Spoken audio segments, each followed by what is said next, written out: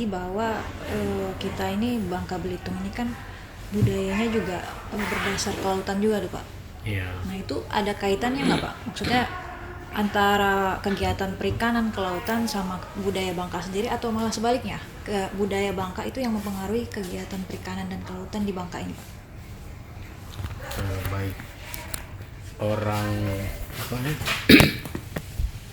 Bumi Putra Pulau Bangka itu kan disebut dengan Bangkanis ya. Bangkanis itu terdiri atas dua etnik grup. Yang pertama itu disebut dengan orang-orang darat atau orang-orang gunung atau hill people di dalam literatur misalnya Franz F. itu literatur tahun 1841, kemudian Bogart tahun 1803, kemudian Horsfield ya 1816 dari Inggris. Nah, mereka mengidentifikasi ya etnik grup yang ada di Bangka itu, yang pertama pribumi Bangka atau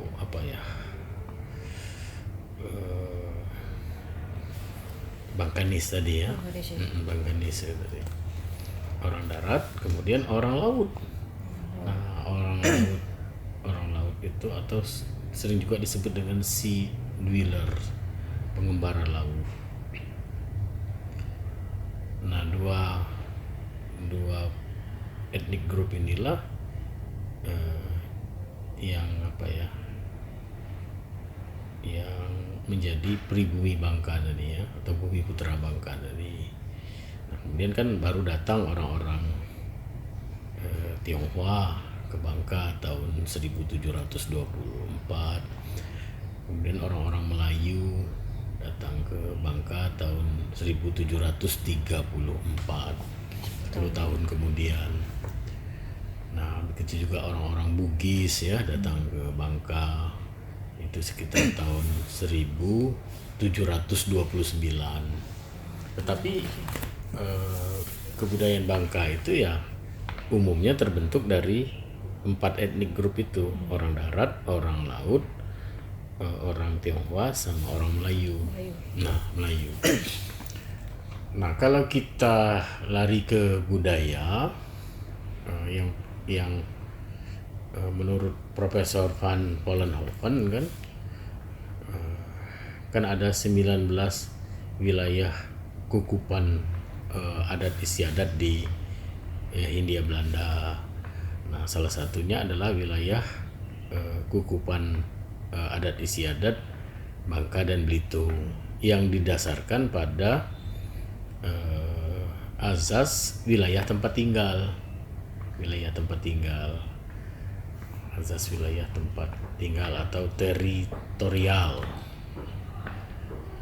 Nah, jadi basis kebudayaan Bangka Belitung itu berdasarkan teritorialnya, wilayah tempat tinggalnya itu ada dua. Pertama yang disebut dengan land based culture, budaya berbasis kepada darat.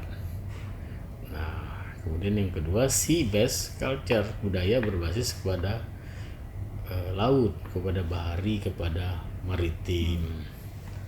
Nah, pendukungnya itu tadi, yang pertama orang-orang darat kan mendukung budaya kontinental tadi ya, land based culture tadi. Nah, orang-orang laut itu yang menjadi pendukung budaya baharinya. Nah, orang-orang laut itu dia memang tinggal di perahu. Ya, di perahu yang disebut dengan lepa atau gobang. Nah, di Bangka Belitung itu ada 6 wilayah wilayah teritorialnya tadi ya, orang laut itu. Yang pertama yang menempati pulau-pulau kecil di selat Gaspar, di Gaspar Strait. Itu itu ada beberapa selat di Selat Gaspar itu ada Selat Lepar, kemudian ada McClisfield Strait, ada Clement Strait, ada Stolzo Strait. Nah, pulau-pulau kecil di antara Bangka, Belitung di Selat Gaspar itu, nah itu adalah wilayah teritorial orang-orang laut. Nah, pusat peradabannya itu di Kumbung, nama tempatnya. Kumbung di Pulau Lepar. Bangka Selatan ya? Ya, Bangka Selatan. Nah, kemudian kan tadi nanya tentang budaya bahari kan. Ya, betul. Nah, kemudian di pesisir timur bagian tengah Pulau Bangka. Nah, itu di pulau-pulau, Pulau Panjang, Pulau Ketawai, Pulau Semujur, Gusung Asam. Nah, itu wilayah teritorial mereka, orang-orang laut tadi. Pusat peradabannya di Semujur, Pulau Semujur. Jadi, nah kemudian yang ketiga di pulau-pulau kecil di Teluk Kelabat. Teluk Kelabat di Bangka Utara, Binyung. Nah, kemudian yang pusat peradabannya itu di Tanjung Meru. Tanjung Meru. Nah, kemudian di Belitung itu di Gusung Islet namanya. Gusung Islet. Nah, kemudian di Belitung Timur itu di Timur ya. Gusung Cina namanya. Cina. Gusung Cina itu pusat-pusat peradaban orang laut. Nah, mereka itu sebagai pribumi Bangka yang memang berbudaya bahari, ya, berbudaya laut. Nah, kalau orang daratnya dia memang berladang kan, berumeh. Nah, orang-orang laut itu dia mencari hasil-hasil laut seperti ikan misalnya sirip hiu kan, teripang atau gamet, atau orang mereka nyebutnya timun laut, gamet atau teripang. Banyak itu sekarang jualnya dia. Mahal. Kemudian agar-agar atau rumput laut, tahu kan? Ya Pak. Pastilah. Agar-agar atau rumput laut. Kemudian kerang-kerangan. Nah, termasuklah kerang-kerangan itu ya seperti kima. Kima itu kerang besar. Ya, kima. Termasuk duyung. Oh, ada ya. Duyung. Ditangkap juga ya? Iya, ditangkap. Duyung. Nah, itulah yang mereka ambil kan. Kemudian mereka tukar. Mereka silor namanya kan, besilor itu barter. Mereka ke darat kan. Misalnya kalau ke daratnya di dekat Pangkal Pinang ini di Kurau dia mendaratnya. Nah, di Kurau. Nah, mereka tukar. Itu dulu ya. Dulu Pak ya, dulu. berarti Ya, ya. saya cerita tentang dulu. Kalau sekitar tahun berapa ini Pak? Sekitar abad 18 lah. 19 lah. 18-19, 1700 sampai dengan 1800-an. Nah, mereka tukar dengan beras dengan orang-orang darat yang kemudian mereka tukarkan juga dengan pakaian, kelontong dengan orang-orang Tionghoa. Itu budaya orang laut ya, yang disebut dengan Bangkanis, orang laut atau sea dweller, pengembara laut. Nah, lalu apakah orang darat itu tidak bekerja di pesisir? Bekerja juga. Jadi tahun 1757 sampai dengan 1776. Jadi 1757 sampai 1776 itu ada Kesultanan Palembang Darussalam, namanya Sultan Ahmad Najamuddin I Adikusumo. Nah, dia membuat kebijakan di Bangka itu dengan mendirikan pangkal-pangkal tempat kedudukan Demang dan Jenang yang diangkat dari keluarganya untuk mengelola timah. Nah, pangkal-pangkal itu biasanya didirikan di dekat muara sungai di pesisir. Nah, jadi pangkal itu apa ya? Semacam feeder point lah. Pelabuhan pengumpul. Nah, jadi dia tidak hanya mengumpul timah, kemudian kan dia juga mengumpul bahan-bahan hasil bumi yang dibawa keluar. Jadi komoditas ekspor dari Bangka. Jadi di samping timah misalnya ada lilin, madu, ada madunya, kemudian ada damar, ada aquilaria itu garu, kemudian ada kayu wangi, Constylus balkanus itu, damar. Nah, hasil bumi itu juga di samping timah kan dibawa dari darat, pedalaman lah ya, ke pangkal tadi. Nah, kemudian dibawalah ke Palembang, dibawa ke Batavia atau ke Singapura, ke mancanegara lah, mana yang laku di pasaran dunia ya. Nah, jadi ada pangkal yang didirikan di Bangka. Ada 13 pangkal. Nah, salah satunya Pangkal Pinang. Pangkal Pinang ini kan dia dekat ya pesisir kan, pesisir timur. Pelabuhannya kan Pangkal Balam namanya. Pangkal Koba, Pangkal Tobuali, Pangkal Lihat yang menjadi Sungai Liat.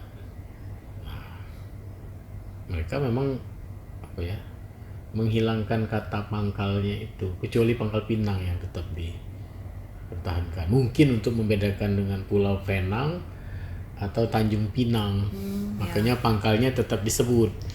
Kalau Tobuali itu Pangkal Tobuali awalnya kan. Nah, Pangkal Lihat itu kemudian menjadi Sungai Lihat, Pangkal Koba menjadi Koba. Nah, itu kebijakan ya, mendirikan pangkal sehingga berkembang juga budaya bahari ya di land based culture itu. Nah, pangkal itu kan kemudian menjadi pusat yang menyatukan antara peradaban bahari dan peradaban darat. Nah, makanya dia berkembang kemudian menjadi kota-kota penting di Pulau Bangka. Nah, karena dia dekat pesisir, nah pangkal itu biasanya didirikan benteng pertahanan. Jadi pemukiman penduduknya itu biasanya dikelilingi oleh parit pertahanan atau benteng, karena dia dekat dengan pesisir. Bangka Belitung itu kan wilayah kepulauan terbuka. Nah, serangan dari luar, terutama dari bajak laut itu sangat intens. Jadi mereka harus sebagai orang yang tinggal di pangkal, nah mereka harus selalu siap ya menghadapi serangan dari luar, termasuklah ya serangan-serangan dari bajak laut. Nah, makanya di Bangka kan dikenal istilah zaman bari, zaman bahari, zaman bari. Nah, itu sejarahnya Pak. Ya, zaman bari itu zaman bahari artinya kan, zaman ketika bahari lautan itu betul-betul dibajak oleh masyarakatnya. Jadi kata bajak itu adalah kata yang positif, mengeksploitasi bahari. Sekitar tahun berapa tuh Pak? Iya, itu nih abad ini tadi ya Heeh. Jadi kata bajak itu kata yang positif. Nah, ketika masuk orang-orang Eropa menjajah kita kan, tradisi bahari kita itu kan dialihkan oleh orang Eropa. Kan kita Majapahit, Sriwijaya, Demak, Mataram itu kan kerajaan bahari kan, termasuk di Bangka Belitung kan.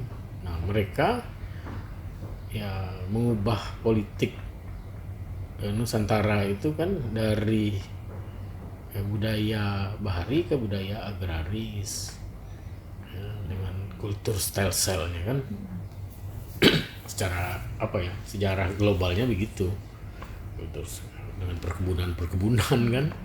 Nah, sehingga kita tidak menatap laut lagi, kita menatap daratan kan. Iya, dari kapan Nah, Pak? makanya Kisaran, Pak? ya ketika kedatangan bangsa asing kulit Masuk putih ke itu, Bangka iya sama, abad abad ke-18-19. tahunnya Iya. sekitar berapa? Kalau orang-orang Eropa itu 1008, kalau POC dia memang tidak berhubungan dengan apa? Bangka ya, dia berhubungan dengan sultan, sultan yang berhubungan dengan Bangka. Nah, kalau orang-orang Belanda itu 1803 sudah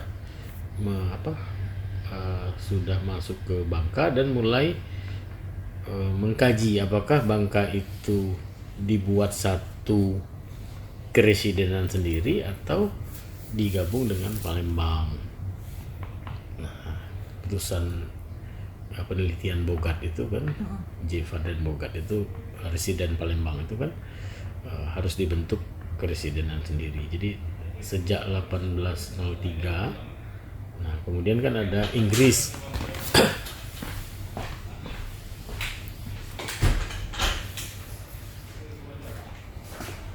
Kemudian ada apa?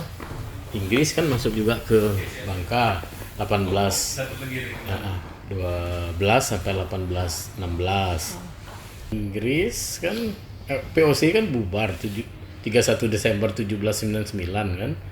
Nah, kemudian kan wilayah yang Nusantara yang dikuasai oleh POC kan kemudian diambil alih oleh pemerintah Hindia Belanda namanya kan.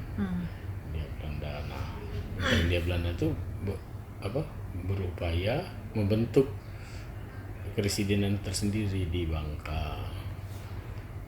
Jadi mulai persiapan penelitian uji cobanya tuh tahun 1803. Cuma kan kemudian terjadi perang di Eropa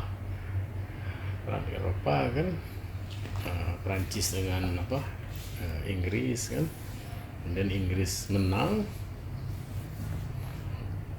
Nah, 1816 itu Bangka Belitung di bawah kekuasaan Inggris. 1816 setelah Traktat London dikembalikan ke Belanda. 1816 terbentuklah Keresidenan Bangka. 1833 bergabunglah Belitung jadi Keresidenan Bangka Belitung sampai kedatangan Jepang.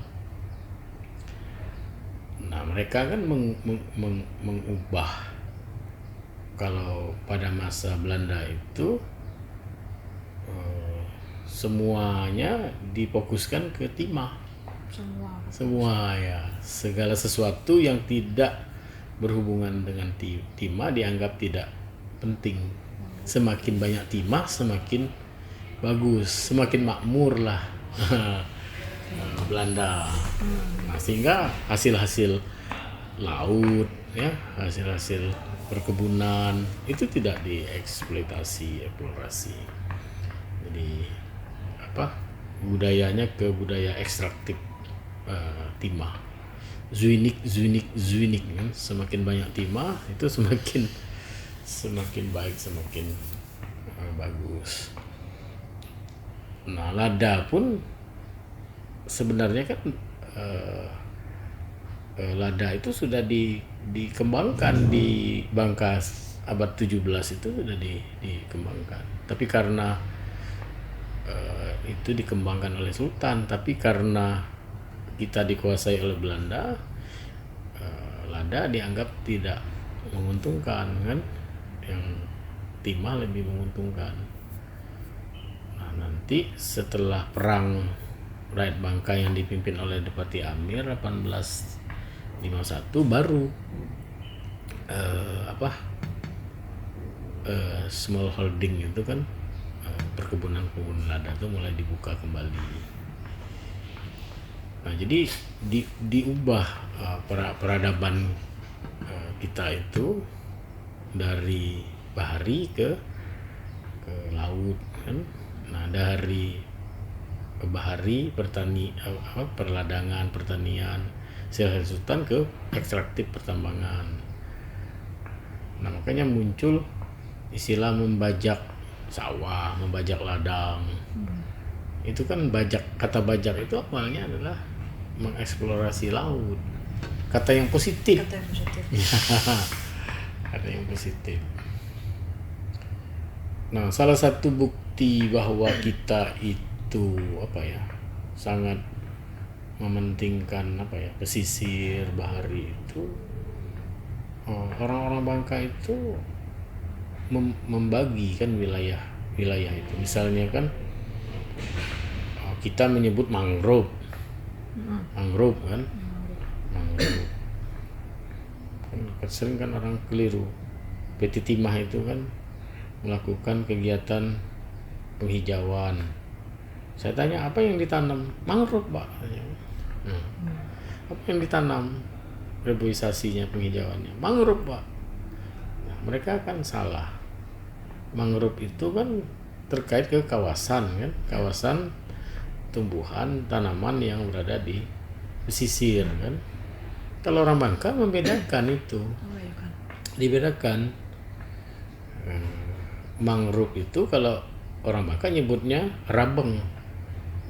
Jadi tanaman yang heterogen berada di pesisir pantai. Dia heterogen, ada bakau, ada api-api, ada perpat, ada bedada, ada nyireh. Dia heterogen ya. Orang Bangka nyebutnya rabeng. Orang Eropa atau nyebutnya mangrove. Nah, tetapi kalau orang Bangka dia bedakan. Kalau dia homogen, dia sebut. Misalnya hutan bakau. Dia sebut hutan bakau, tidak sebut mangrove. Dia sebut pedada. Karena pedada semua kan. Dia sebut perpat. Nah, hutan perpat karena perpat semua. Kalau kita kan semuanya sebut mangrove. Nah, dibedakan. Ada misalnya di sini kan ada pantai Perpat Mati namanya kan. Dulu isinya kayu perpat semua. Ada kampung pedada, artinya pedada semua. Nah, kemudian orang Bangka juga membedakan antara muara dengan kuala. Nah, kalau kita kan semuanya, setiap sungai yang mengalir bagian hilirnya sampai ke laut itu disebut muara kan. Di Bangka beda muara dengan kuala. Nah, kalau muara itu dia hanya satu sungai atau satu ai atau anak sungai. Ai itu di Bangka artinya anak sungai. Nah, sungai. Nah, kalau dia banyak sungai dan banyak anak sungai, hilirnya di satu kawasan itu disebut kuala. Nah, di Bangka ada aturan tidak boleh mandi di sungai, tidak boleh mandi di kuala karena banyak buayanya. Nah, mandi itu di ai, di anak sungainya, jadi beda. Nah, kemudian ada bagian tengah sungai, itu yang disebut dengan berok. Banyak kampung-kampung berok di Bangka. Itu artinya bagian tengah muka sungai yang menghadap ke kampung. Kemudian ada bagian hulu. Nah, hulu itu kan biasanya di gunung ya, di gunung atau di bukit. Nah, orang Bangka juga membedakan definisi gunung dengan bukit. Nah, kalau pelajaran geografi kita kan gunung itu di atas 1000 meter. Kalau kita di Bangka enggak. Beda gunung dengan bukit itu terkait dengan kosmologi wilayah rohaninya. Kan ada wilayah teritorial itu kan ada dua, ada wilayah jasmani, ada wilayah rohani. Wilayah jasmaninya itu ya wilayah yang ditempati oleh kita kan, makhluk kasar. Nah, wilayah rohani itu wilayah sakral kan, itu disebut gunung. Beda. Orang Jawa aja sebelum main wayang gunung kan tampilnya. Gunungan. Untuk selamatan dibuat nasi kuning bentuk gunungan. Nah, gunung itu adalah wilayah spiritual, wilayah sakral, wilayah rohania. Jadi berbeda. Jadi di Bangka itu ada misalnya hutan bakau, ada hutan nipah, ada hutan rasau. Itu biasanya di pesisir. Nah, mereka orang Bangka juga mengenal apa yang disebut dengan baru. Baru itu wilayah sempadan sungai yang kalau hujan dan air laut pasang dia akan tertutup oleh air, itu baru. Kalau dia kering surut dia kering, itu baru namanya. Ada baru bukan amau ya, amau. Nah, ada baru itu dia kering tapi dia berada di sempadan sungai, tidak boleh eksploitasi. Oke.